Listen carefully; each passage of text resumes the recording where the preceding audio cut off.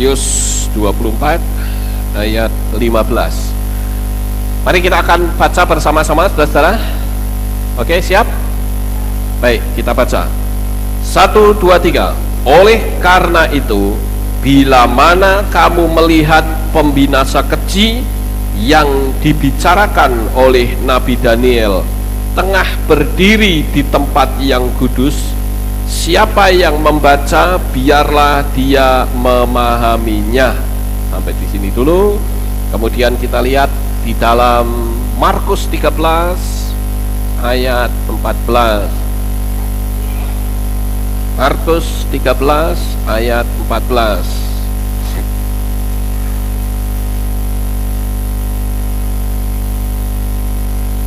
Kita baca lagi. 1, 2, 3. Namun bila mana kamu melihat si pembinasa keji yang disebutkan oleh Nabi Daniel sedang berdiri di tempat yang tidak seharusnya, yang membaca hendaklah dia mengerti, pada waktu itu mereka yang ada di Yudea hendaklah melarikan diri ke pegunungan. Dan seterusnya, kalau saudara membaca, saudara akan melihat bagaimana Tuhan tunjukkan supaya mereka pada zaman anti Hamasyah itu mereka harus melarikan diri. Nah, Bapak Ibu yang terkasih, mari kita cermati dua ayat ini. Di ayat ini, kalau kita mau melihat kronologis ceritanya, nanti si pembinasa keji atau anti Hamasyah itu yang akan memperdamaikan antara Israel dengan Arab. Sekali lagi, ya, pembinasa keji itu nanti, sekarang kan lagi tegang-tegangnya nih saudara, antara Arab dengan Israel, ya toh, khususnya saat ini Israel dengan Palestina, Palestina dibantu sama Iran, kemudian Israel dibantu oleh Amerika, akhirnya keroyok-keroyokan saudara, kayak anak kecil ya, gendutnya keroyok-keroyokan. Nah, nanti dengan adanya seperti ini akan ada satu pribadi yang akan menyatukan mereka.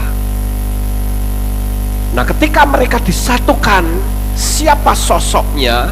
Inilah yang disebut oleh kitab suci sebagai anti Hamasyah. Dialah yang akan menyatukan. Nah, sekarang kapan dimulainya? Ketika mereka disatukan, mereka senang sekali dengan pribadi ini, saudara. Tetapi ternyata pada waktu mereka sudah menyatukan, ya, sudah disatukan dua kelompok ini, lalu si pembinasa keji ini dia berdiri di bait suci, berdiri di bait Elohim. Lalu dia berkata, aku yang sekarang berkuasa di muka bumi ini. Itulah si anti Hamasyah. Nah, sekarang yang jadi pertanyaan dari dua ayat tadi adalah, sekarang sedang tegang-tegangnya. Lalu pertanyaannya, kapan bait suci itu dibangun? Di mana letaknya? Lalu peralatannya apa saja? Mungkin kalau kita bicara hal ini 10 tahun yang lalu, kita bingung saudara. Iya ya, bait sucinya di mana ya? Saya dulu mempelajari, itu di Dome of the Rock saudara, atau di Masjid Kubah Karang. Tetapi kalau toh lokasinya sudah ditemukan, sekarang pertanyaannya, di mana tabut perjanjiannya? Bukankah tabut perjanjian itu masih misteri, masih hilang? Ada yang bilang di sana, ada yang bilang di sana, ada simpang siur, nggak karu-karuan saudara. Lalu pertanyaannya yang lain lagi adalah, bagaimana untuk menyucikan bait suci itu? Sedangkan menurut aturan kitab Wayikra atau kitab Imamat, maka bait suci itu akan disucikan melalui pengorbanan lembu merah, anak lembu merah yang berumur setidak-tidaknya 3 tahun. Lembu merahnya mana? belum ada lembu merahnya. Nah, mari kita akan lihat apakah hal ini sudah tergenapi semua atau kita masih menunggu yang lain. Oke, next caption. Nah, sekarang saya akan sampaikan pelan-pelan. Saudara yang punya pulpen bisa ditulis hal-hal yang penting ya. Kitab suci mengatakan bahwa bait Elohim ketiga akan dibangun di Israel. Bait suci yang pertama telah dibangun oleh Salomo, anaknya Raja Daud, dan telah dihancurkan oleh Nebukadnezar saat dia menginvasi atau menyerbu Israel pada tahun 586 sebelum Masehi. Ini di sejarah ya saudara. Jadi bait suci Salomo dulu yang penuh dengan kemegahan itu dihancurkan oleh Raja Nebukadnezar. Hancur rata dengan tanah saudara. Lalu kemudian bait suci yang kedua atau bait Elohim yang kedua dibangun oleh Zerubabel antara tahun 520 sampai 516 sebelum Masehi. Nah, bait Elohim inilah bait Elohim yang berdiri saat Yesua ada di dunia. Jadi pada waktu Yesua ada di dunia itu ada bait Elohim, ada bait suci. Itu bukan buatannya Salomo, bukan, tetapi buatannya Zerubabel. Sekarang kita lihat next caption. Di dalam kitab 2 Tesalonika 2 ayat 7 sampai 12, kita dengan jelas mendapat penjelasan tentang ini, bahwa awal mula penderitaan zaman anti Hamasyah dan masa kesusahan besar bait Elohim ketiga harus sudah dibangun di Yerusalem, dan itu adalah bait Elohim ketiga. Beberapa waktu yang lalu saya sudah menerangkan kepada saudara tentang di Illuminati, kemudian tentang masa-masa yang atau simbol-simbol yang lain saya sudah terangkan kepada saudara. Sekarang kita akan melihat tentang pembangunan bait suci. Nah, saudara yang terkasih, kita nggak usah baca ya, supaya tidak kelamaan, catat saja ayatnya.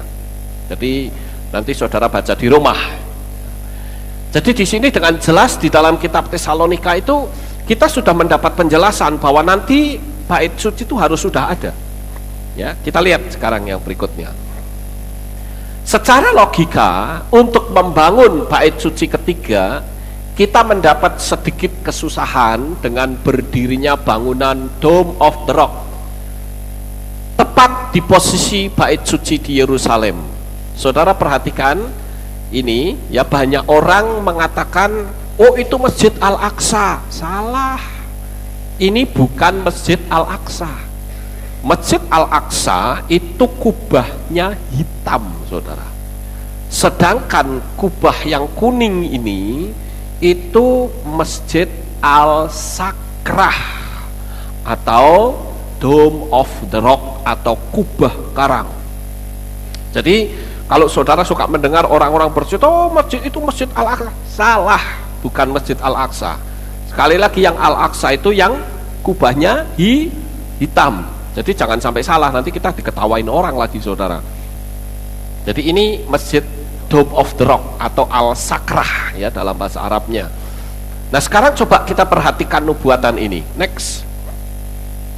Di dalam kitab Gilyahna 11 ayat 1 sampai 2, mari kita buka sejenak saudara, atau catat saja dah, supaya buka atau dicatat. Dibuka, oke, dibuka ya. Soalnya nggak ada yang bantu baca. Apa Michael tolong dibantu baca gitu supaya cepat ya. Wahyu 11 ayat 1 sampai ayat 2. Wahyu 11 ayat 1 sampai 2. Dan kepadaku diberikan sebatang buluh serupa tongkat pengukur, Dan malaikat itu berdiri sambil berkata, "Bangunlah dan ukurlah tempat kudus Elohim dan mesbahnya, dan mereka yang menyembah di dalamnya. Namun kecualikanlah halaman sebelah luar tempat kudus, dan janganlah mengukurnya, karena dia telah diberikan kepada bangsa-bangsa, dan mereka akan menginjak-injak kota suci itu selama 42 bulan." Nah, saudara lihat, ini adalah perkataan yang sangat menakjubkan yang dikatakan Tuhan lewat Rasul Yohanes pada waktu Yohanes dibuang di Pulau Patmos, ya, di mana kita hidup sekarang dan menantikan bahwa bait Elohim yang ketiga akan dibangun. Kita lihat next caption. Wahyu ini ditulis tahun 90 Masehi. Jadi lebih dari 1900 tahun yang lalu. Dan nubuatan ini berkata, pada saat bait suci ketiga sudah dibangun, barulah nanti anti Hamasyah akan berkuasa penuh. Selama berapa? 42 bulan. 42 bulan itu sama dengan berapa? 3,5 tahun atau 1260 hari, ya. Jadi ini tepat sekali waktunya, ya. Kita lihat yang berikutnya. Nah, bila mana Rasul Yohanes dapat mengetahui 1900 tahun yang lalu bahwa ada bangunan lain yang berdiri di atas bait suci Yerusalem, ini di luar kemampuan Yahudi fundamental untuk menulis seperti ini. Jadi ini betul-betul ilham roh, saudara.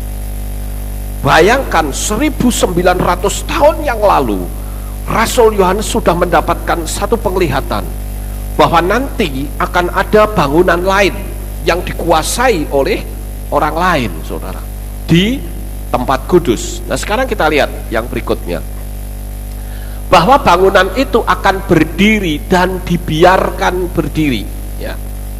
Dulu saya pernah berpikir begini, saudara, gimana bikin bait sucinya? Orang ini ada bangunan megahnya kayak begini. Saya berpikir secara logika, oh gampang kalau Tuhan mau, bikin saja gempa bumi, ambruk ini bangunan, saudara.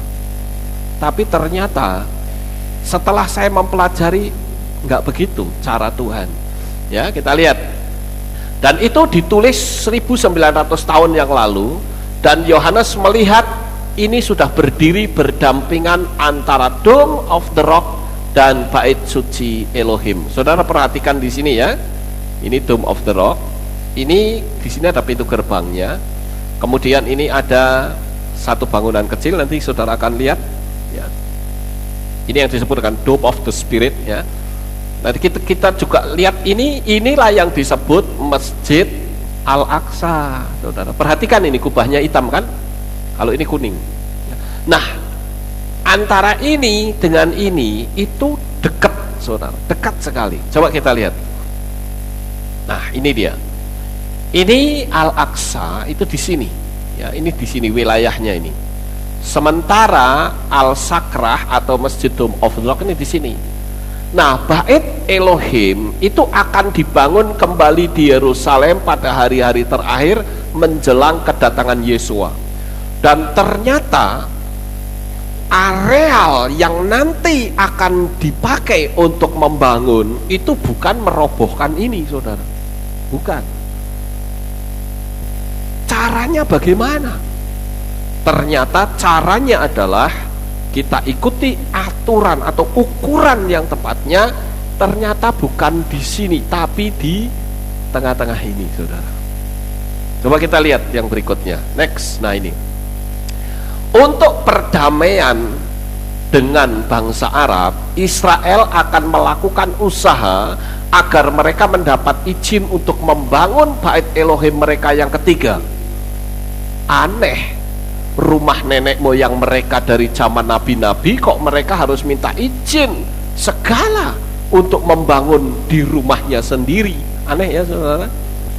Tapi itulah yang sekarang sedang terjadi, ya. Jadi nanti perdamaian itu bilang, oke, saya mau berdamai, tapi izinkan dulu saya untuk membangun bait suci. Nah, ingat, bait suci ketiga ketika itu berdiri berarti anti Hamasyah sudah mulai dinyatakan.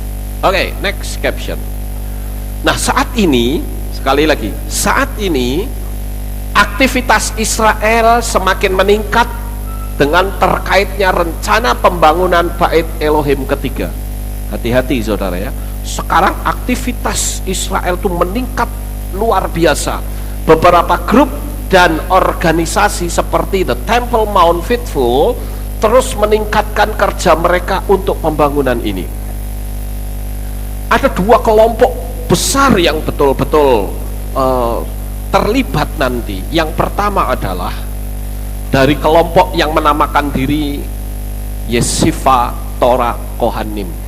Yeshiva Torah Kohanim itu adalah satu kelompok yang nantinya akan melakukan prosesi peresmian bait suci. Kemudian ada lagi satu kelompok lain, yaitu Ne'emanai Harhabayit, adalah kelompok pensupport dana dari orang-orang Yahudi konglomerat yang berada di luar negeri, apakah di Kanada, di Jerman, di Amerika, di Inggris. Orang-orang Yahudi itu sudah siap dengan dana mereka yang jumlahnya tidak bisa dibilang dengan hitungan angka lagi, luar biasa besarnya saudara. Jadi kalau kita lihat dua kelompok besar ini sangat dominan, dan saat ini ya kelompok ini sedang meningkatkan aktivitasnya karena ini sudah tahun 2012 adalah deadline mereka. Seperti yang dikatakan oleh Benyamin Netanyahu. Ya, Benyamin Netanyahu itu berkata, Palestina tetap ada atau saya musnahkan dari muka bumi ini. Mau tetap ada, harus melebur menjadi satu dengan Israel. Tapi kalau tidak, saya akan habisi. Deadline-nya adalah tahun 2012. Ya, entah bulannya apa tidak diberitahu, tapi deadline-nya tahun 2012. Suruh mikir saudara. Sementara Iran, dia berkata, kalau you berani usik teman saya ini, kita gempur-gempuran. Wah, yang lain ngomong lagi, oh, kamu berani ngusik ini, tak keroyok. Akhirnya jadi keroyok-keroyokan nanti saudara. Kayak anak kecil. Ya, tapi ya itulah. Oke, next caption. Nah, bahkan bangsa Yahudi telah mempersiapkan tata cara. Ingat saudara, mereka sudah latihan, mereka sudah berlatih untuk nanti tata caranya itu bagaimana, ya. Pengorbanan, tata cara pengorbanan seperti pada bait suci pertama, 1 dan kedua. Beberapa grup lain berusaha membangun dengan jalan damai dan kompromi, sedang yang lain berusaha untuk menghancurkan Dome of the Rock. Jadi ada kelompok-kelompok Israel itu sudah mereka mikir, kita sudah istilah, kalau saudara mau lihat lagunya Israel, ya, lagu kebangsaan Israel, itu sebetulnya lagu yang berharap bisa memiliki bait suci sendiri, bangsa-bangsa bisa menjadi satu dengan baik seluruh Israel, ya. Dan kalau saudara perhatikan di sini, kelompok-kelompok itu ada yang radikal, kita hancurkan saja, ya, Dome of the Rock itu. Tapi ada yang bilang, oh jangan. Tapi yang jelas mereka sedang mempersiapkan diri dan semuanya sudah siap. Kita lihat aktivitas mereka. Next, nah ini Yeshiva Torah Kohanim yang akan melakukan prosesinya. Ini adalah kelompok mereka.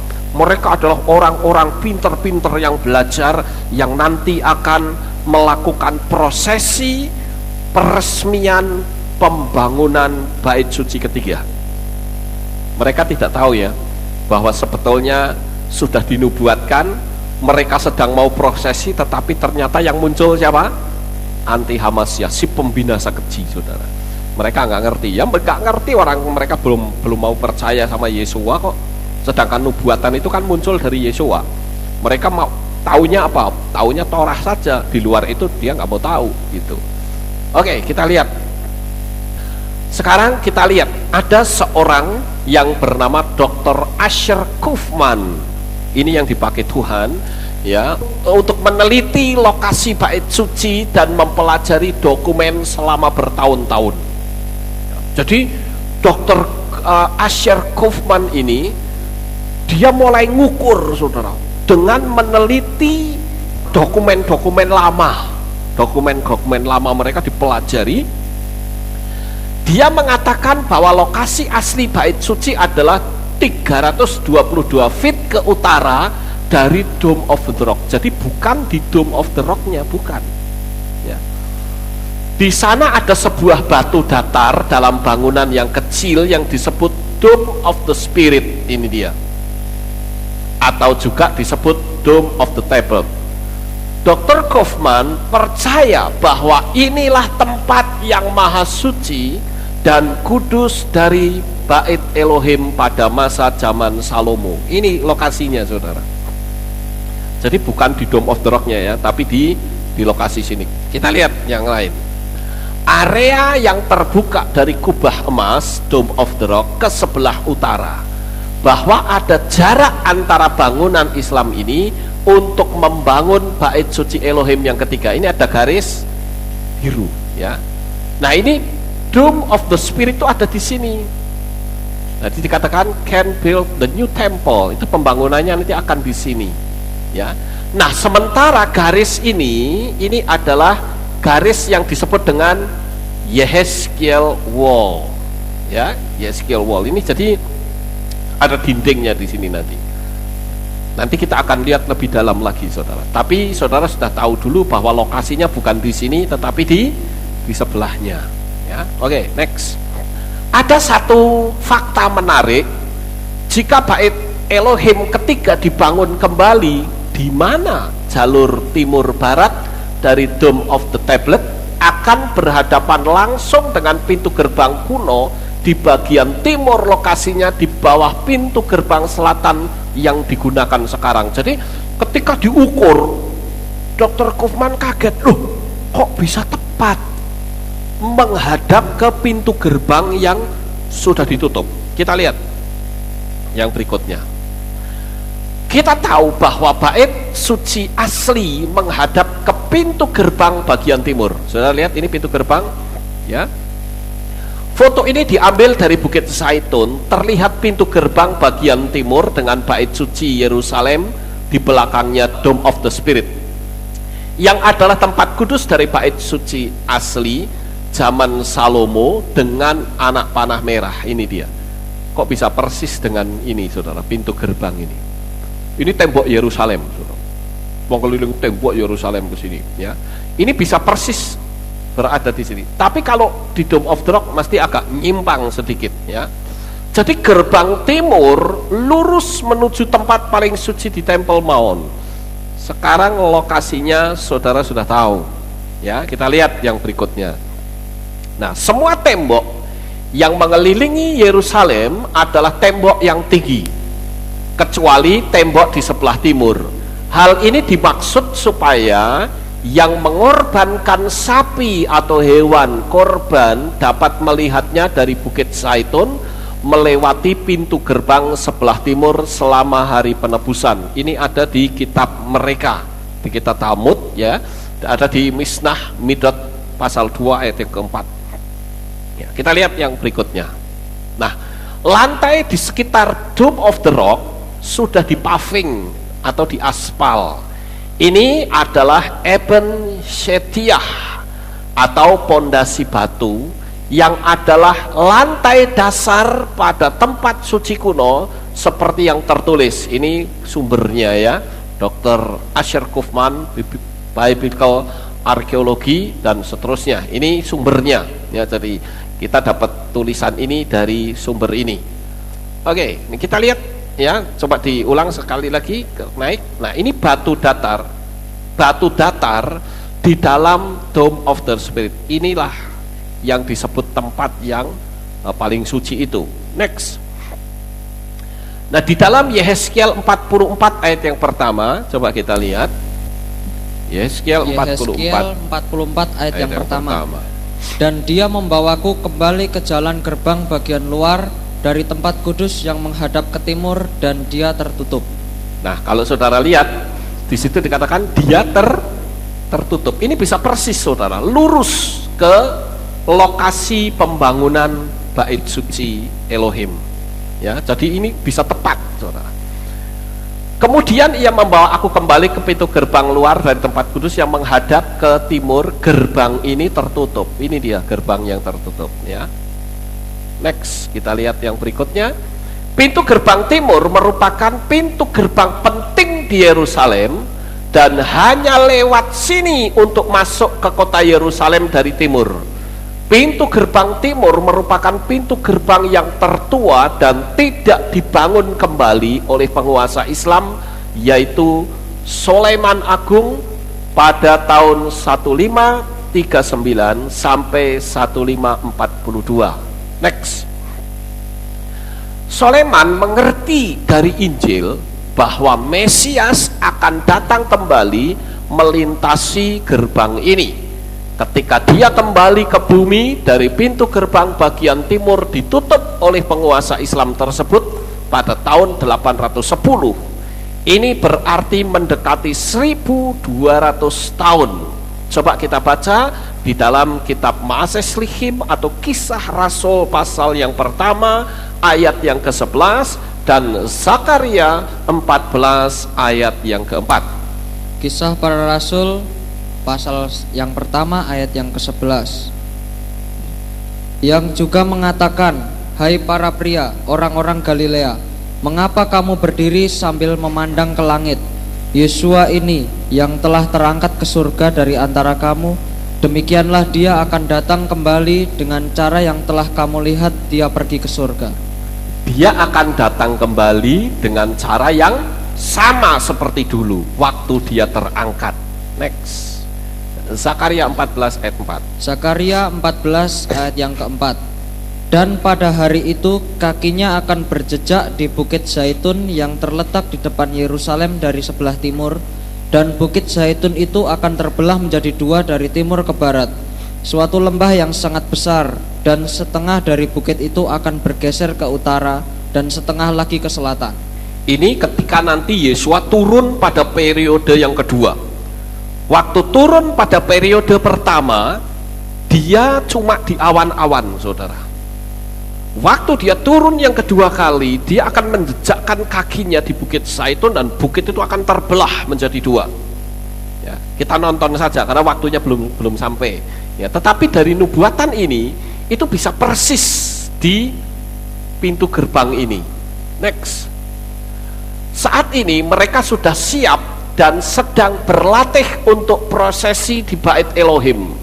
Pada saat ini sekolah-sekolah Israel sedang melatih anak-anak di Yeshiva. Mereka dilatih bagaimana mengorbankan hewan di Bait Suci dan juga upacara lain yang tertulis dalam Bait Suci. Jadi dari caption ini kita sudah tahu lokasinya, kita sudah ngerti, pembangunan Bait Sucinya juga sudah kita ketahui. Mungkin saudara bilang, kapan leh bangun? Salomo itu bangun 40 tahun lamanya. Waktu saya ke Israel ada seorang tour guide ya, dia bilang begini, dulu bangsa Israel bikin bait suci 40 tahun, tapi sekarang kami tidak butuh waktu sekian. Kami hanya butuh waktu 40 hari minimal. Ya, maksimal 40 hari bait suci sudah berdiri. Loh, kenapa? Ternyata mereka membangunnya bait suci yang ketiga itu dikembalikan lagi persis seperti pada zaman Salomo. Yaitu apa? Sistem knockdown, saudara, bongkar pasang. Dulu pada zaman Salomo dikatakan dalam kitab suci, mereka membangun bait suci itu tidak ada suara. Duak, duak, duak, duak, itu tidak ada, saudara. Mereka membangunnya itu di hutan, ngukurnya ya di hutan. Nanti begitu sudah waktunya dipasangi plak, gitu, saudara.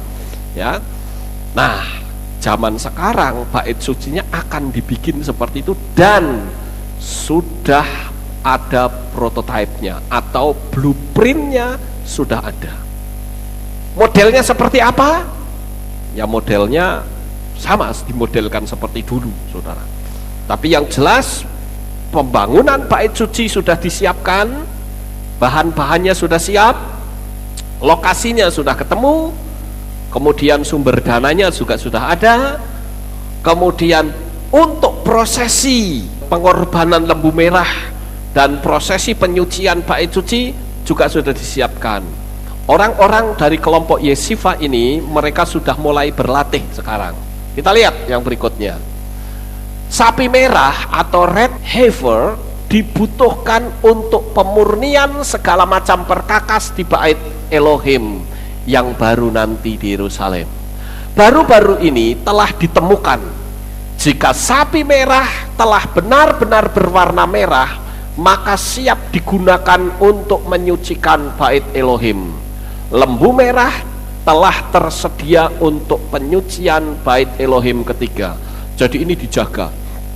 Kalau tidak salah sekitar tahun 80-an ya, saya pernah mendengar itu 80 atau 90 saya lupa ya. Itu saya mendengar bahwa ada lembu merah, dan lembu merah yang muncul ini sampai dijaga oleh Mossad. Mossad itu badan intelijennya Israel, saudara. Mosok sapi kok dijaga Mossad, itu bagaimana? Karena mereka betul-betul mempersiapkan supaya sapi itu tidak dibunuh orang. Tapi ternyata sekarang sudah nggak perlu Mossad lagi. Kenapa? Karena sapi merah itu sudah disiapkan Tuhan sedemikian banyak. Nah, dulu pada waktu terjadinya lahirnya sapi merah, bayangkan seluruh dunia tidak ada sapi merah, saudara. Coba kita lihat, nanti kita sampai di sana ya. Next. Menurut sumber Yahudi, tidak ada sapi yang benar-benar berwarna merah yang sudah lahir di Israel sejak Yerusalem jatuh tahun 70 Masehi. Jadi ketika bait suci itu dibakar oleh Jenderal Titus pada waktu itu, tidak ada lembu merah sama sekali, saudara. Semua orang yang punya lembu, lembunya lahirnya putih lagi, nanti hitam, belang benteng, tidak ada yang merah. Salah seorang aktivis Yahudi mengatakan, kami telah menunggu 2000 tahun untuk tanda dari Tuhan, dan sekarang telah terbukti dengan lahirnya sapi merah. Ini dia, lembu merah. Jadi seluruh tubuhnya itu merah. Next. Lembu merah mulai dilahirkan tahun 97, tetapi belum sempurna saat diadakan tes, saudara. Dites. Lembu merah yang pertama dikasih nama Melodi ya, tahun 97. Lembu betina merah lahir di Kibbutz Sfar Hasidim dekat Haifa, tapi didiskualifikasi. Kenapa? Karena rambut putih ada di ekor. Gagal. Kemudian tahun 2002 orang Yahudi memiliki sapi merah lahir tahun 2002 di Yerusalem, namun didiskualifikasi lagi. Ternyata kelahiran lembu merah yang sekarang sudah benar-benar sempurna dan memenuhi syarat. Jadi secara alamiah ya, tadinya muncul tapi nggak sempurna, muncul lagi nggak sempurna. Sekarang ini di tahun dimana kita menginjakkan kaki sekarang, sudah disediakan lembu merah yang betul-betul sempurna. Tidak ada belang bentengnya, tidak kupingnya putih atau rambutnya ada yang putih, tidak, semua betul-betul merah ya. Dan mereka sudah menunggu selama 2000 tahun sejak Jenderal Titus mengobrak-abrik bait suci ya, membakar kota Yerusalem. Next. Sapi atau lembu merah harus berumur 3 tahun. Selain itu, beberapa kriteria yang harus dipenuhi tentang lembu merah tersebut adalah lembu harus benar-benar berwarna merah, tidak memiliki cacat, belum pernah digunakan untuk membajak atau dipasang alat pembajak di tanah. Nah, kalau ini nggak berlaku, saudara. Kenapa? Karena Israel tidak mungkin membajak tanah model pakai lembu. Mereka teknologinya sudah teknologi luar biasa ya. Di seluruh dunia satu-satunya teknologi pertanian yang paling canggih adalah Israel. Ya, jadi yang ini tidak berlaku, ya. Kenapa? Karena Israel tidak melakukan pembajakan tanah dengan lembu, maaf. Oke, next caption. Semuanya sudah siap. Lalu di mana tabut perjanjiannya? Bukankah masih hilang? Ternyata belum lama ini tabut perjanjiannya ketemu, saudara. Ketemu.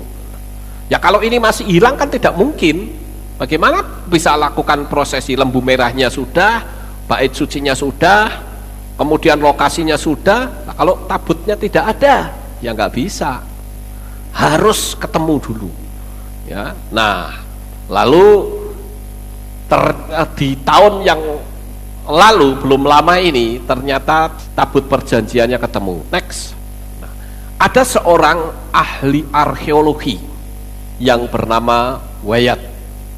Nah, Wyatt ini ternyata dia seorang arkeolog yang khusus mencari benda-benda kuno yang tertulis dalam kitab suci.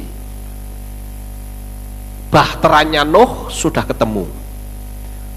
Sodom dan Gomora letaknya, kota yang ditenggelamkan oleh Tuhan, juga yang dibakar oleh Tuhan juga sudah ketemu.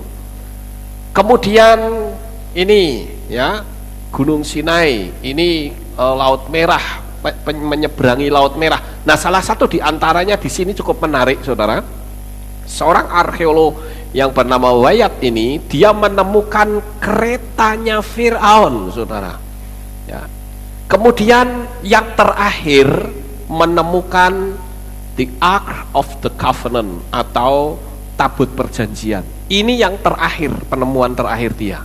Ya, kita lihat September 2011. Nah, ini seorang arkeolog ini tadi, Wyatt tadi, ternyata dia menemukan di bawah Bukit Golgota itu ada gua, saudara. Ceritanya begini. Pada waktu itu Wyatt ini dia sedang jalan di daerah situ, tetapi tiba-tiba Roh Kudus itu seolah-olah kayak menarik tangan dia, menuding sesuatu. Lalu di dalam batinnya itu ada suara berkata begini, disitulah letaknya tabut perjanjian. Kenapa Wyatt tangannya kok bisa begini, saudara? Lalu dia datangin, bener gak sih suara saya, suara hati saya ini? Dia datangin. Ternyata di situ tuh tempat sampah, saudara. Tempat sampah. Lalu karena dasar ini seorang arkeolog, gak peduli tempat sampah dioker-oker, saudara. Ternyata di situ ada satu kayak gundukan tanah, lalu di dindingnya dibunyikan duk duk duk duk. Tapi tiba-tiba waktu dia ketuk-ketuk dinding itu ada suara dung dung dung dung gitu. Lalu dia ambil besi, pecah tempat itu. Dan betapa terkejutnya karena dia melihat lubang yang sangat besar di sana. Dan ketemulah di situ ada satu rongga, dan rongga itu sebetulnya adalah jalan masuk ke terowongan yang pada zaman Elia, yang pada waktu itu nabi-nabi kan dibantai. Nah, itu ada sekitar 2000 nabi kalau tidak salah ya, diumpetkan di situ, saudara. Nah, kita lihat kisahnya. Coba. Nah, ini koran-koran yang mengekspos penemuan tabut perjanjian, ya. Coba saudara lihat, the Ark of the Covenant, ya. Jadi ini sudah tersembunyi sedemikian lama. Ini diselidiki dan ditemukan di Yerusalem. Nah, ini waktu pembongkarannya, ya. Ini koran Discovery News. Ini sudah memberitakan tentang penemuan tabut perjanjian. Next. Nah, ini juga. Nah, ini bahkan ditunjukkan lokasinya. Kita lihat yang berikutnya lagi. Tepat tepat di bawah lokasi penyalipan Nabi Isa, ini saya menemukan situs ini justru bukan situsnya orang Kristen, saudara. Justru situsnya orang Islam. Makanya di sini menggunakan istilah Nabi Isa. Ya, saya berpikir kok mereka bisa tahu, kok kita nggak tahu, bagaimana sih? Karena kita mungkin kurang belajar, saudara ya. Jadi ya, tapi yang jelas kita semua akhirnya sudah tahu ya, tempat di mana lokasi penyalipan Yesua sang penebus. Wyatt menemukan gua atau ruangan yang memuat penemuan perkakas bait suci Yahudi dan tabut perjanjian. Ini tabutnya ada di sini, ya. Tempat retakan di atas dinding gua. Kalau saya renungkan, masuk akal juga. Karena pada waktu Yesua bangkit, pada waktu Yesua mati, terjadi gempa bumi. Ya, saudara, terjadi gempa bumi sehingga dinding itu pecah. Saya pun pernah menyaksikan sendiri sampai dinding batu loh, saudara, itu pecah, bisa membuka sampai sedemikian lebarnya. Jadi saudara bisa bayangkan betapa dahsyatnya pada waktu Yesua mati peristiwa itu. Ya, dan kita lihat next. Ada seorang arkeologi yang bernama Ron Wyatt. Ruang tempat di mana tabut itu berada sudah tertutup sehingga membentuk sebuah gundukan. Nah, ini yang tadi saya katakan, gundukan itu dipakai untuk pembuangan sampah, saudara. Ya, rupanya bertahun-tahun puing-puing reruntuhan mempertebal gundukan tersebut dan akhirnya gundukan ini menjadi sebuah bukit kecil. Nah, ini kita lihat yang berikutnya. Selama masa pemerintahan Romawi di mana Yesua hidup pada masa itu, bukit ini digunakan sebagai tempat penyalipan. Bukit itu namanya dalam bahasa Ibrani adalah Golgota, dalam bahasa Latin Kalvari, atau sering kita dengar dengan tempat tengkorak. Next. Di bukit itu ditempatkan rongga pualam yang permanen di dalam tanah, di mana ke dalam rongga inilah salib dimasukkan, ditegakkan. Tiap rongga ini luasnya 13 inci persegi atau 33 cm persegi dan dalamnya 3 kaki atau hampir 1 meter. Rongga ini ditutup dengan semacam sumbat yang mempunyai 3 lubang, tempat memasukkan jari untuk memudah pemindahan sumbat tersebut. Jadi rupa-rupanya kalau saya lihat dari sistem mereka, itu bukan berarti setiap ada orang yang mau disalib dipaculi dulu salibnya ditegakkan, enggak. Ternyata sudah ada tempat permanen, tempatnya ya di situ. Ya, tinggal nanti salibnya langsung diberdirikan, langsung ditutup pakai sumbat, rapet semua. Begitu sistemnya, ya. Kita lihat yang berikutnya. Nah, dan di bukit ini Ron Wyatt menemukan 3 rongga permanen. Di rongga tengah terdapat retakan di bagian kiri yang menuju ke dalam bebatuan. Hal ini memungkinkan diakibatkan oleh gempa bumi. Jadi ketika Yesus disalib di sini, ini ada rongga, saudara. Dan ini ternyata tabutnya ada di bawah. Nah, dengan tabut itu ada di bawah persis di sini, itu persis seperti prosesi di dalam kitab Wayikra, di mana tabut itu nanti akan diperciki darah sebagai pengampunan dosa.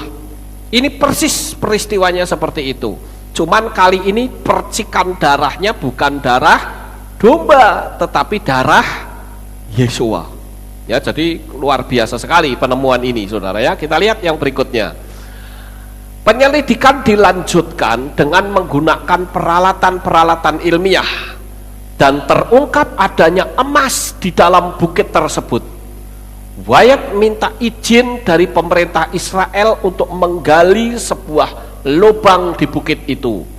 Nah, ternyata ketika dia minta izin pada masa itu tidak mendapat izin, saudara. Tapi akhirnya dia dapat izin. Nah, sekarang kita akan coba lihat jalan-jalan ke Gua Sedekia.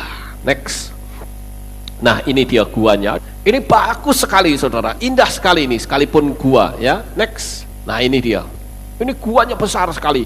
Pantas kalau muat 2000 ya, pantas. Ini pada waktu dulu zaman Raja Ahab, saudara. Zaman Raja Ahab kan banyak sekali nabi-nabi yang dibantai, ya, dibunuhi pada waktu itu. Lalu digantikan dengan nabi-nabi Baal oleh Isabel pada waktu itu. Tapi nabi-nabi Tuhannya kemana? Banyak yang dibunuh, tetapi banyak dia yang diumpetke. Nah, ini diumpetke di sini, saudara. Kita lihat yang berikutnya. Nah, mulanya permintaan ini menghadapi penolakan dari pemerintah Israel. Jadi pada waktu minta izin nggak dikasih, saudara. Oh, nggak boleh gitu.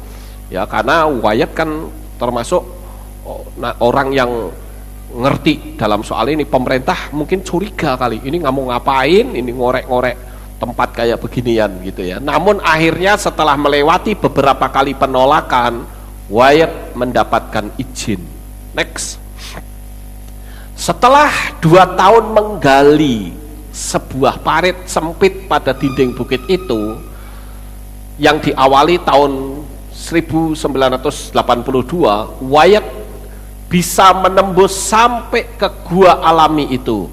Gua tersebut berukuran 6 kali 7 meter, wah cukup tinggi ya, dan 4 kali 3 atau 30 meter persegi. Penggalian dilakukan berulang-ulang dari tahun 81 sampai akhirnya pada bulan September 2011 secara resmi diumumkan tentang penemuan tabut perjanjian.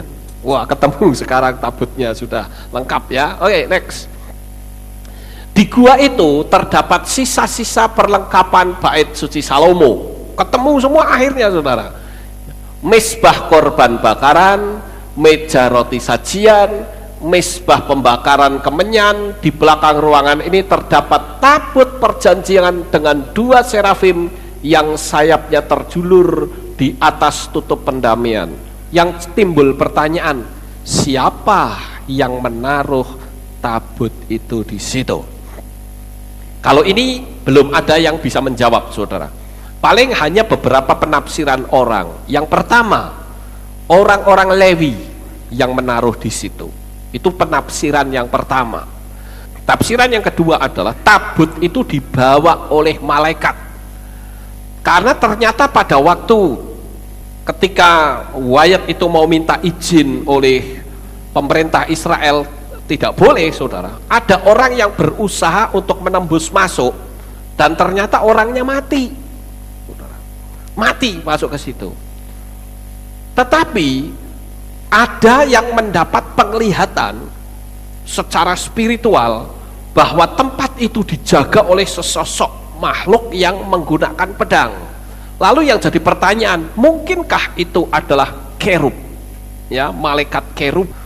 Mungkinkah yang menjaga tabut perjanjian itu? Tidak seorang pun yang bisa menjawab sampai sekarang. Tapi yang jelas tabutnya sudah ketemu. Ini yang penting, saudara. Next. Di atas tutup pendamaian, Wyatt menemukan percikan darah kering.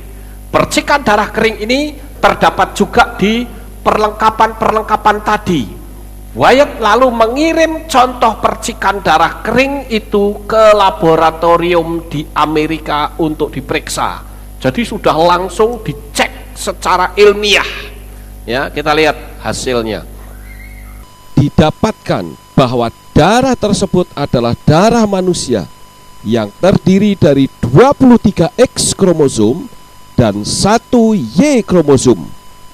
Darah manusia normal terdiri dari 46 kromosom yang terdiri dari 23 kromosom dari setiap orang tua. Jika terdapat kromosom Y tambahan, maka darah tersebut adalah milik seorang laki-laki. Jadi, percikan darah tersebut adalah darah laki-laki. Dan karena darah itu hanya memiliki 23 kromosom, maka darah itu diidentifikasi sebagai darah laki-laki yang tidak memiliki ayah. Kalau saudara ingin menemukan videonya, saudara bisa nonton di YouTube. Di situ diterangkan secara ilmiah, saudara. Bahkan sampai yang menerangkan itu ikut nangis, saudara. Kok bisa persis seperti yang tertulis dalam kitab suci? Kita lihat yang berikutnya. Ron Wyatt percaya bahwa itu adalah darah Yesua. Darahnya yang terciprat ke tanah dan melalui retakan yang diakibatkan oleh gempa bumi itu, darah itu mengalir ke bawah dan memerciki tutup pendamaian dengan maksud untuk mengampuni semua umat manusia. Jadi kita bisa maklum ya, ketika Yesua disalib itu kan darahnya sampai habis, saudara. Bahkan orang bisa mengatakan dengan bahasa kiasan, tidak ada setetes darah Yesua yang masih tersisa. Darahnya habis total. Lambungnya ditusuk sampai keluar airnya, semua darahnya habis mengalir ke bawah, rupa-rupanya merembes masuk ke dalam, saudara. Ya, next berikutnya. Betapa mengagumkan dan tepat bahwa darah Yesua secara fisik dipercikkan di atas tutup pendamaian yang tersembunyi di dalam bukit Golgota, sehingga mengesahkan ritual yang telah ditahbiskan oleh Elohim untuk melakukan pemercikan pada tutup pendamaian, persis seperti pada kitab Wayikra. Kita lihat yang berikut. Sekarang semuanya sudah tersedia. Pembangunan bait suci ketiga sudah siap. Lokasinya sudah ditentukan. Prosesi pentahbisannya sudah siap. Lembu merahnya juga sudah tersedia. Tabut perjanjiannya juga sudah ketemu. Jadi khusus untuk prosesi nanti persiapan di mana pembinasa keji itu berdiri di bait suci sudah siap semuanya. Lalu sekarang tinggal kitanya sudah siap atau belum. Nah, ini urusan kita masing-masing ya, untuk menyambut kedatangan Yesua untuk yang kedua kali. Kita mempersiapkan diri, kapanpun Yesua datang, kita siap sedia, dan kita akan menyongsong Tuhan di awan-awan yang permai. Sukses besar untuk saudara.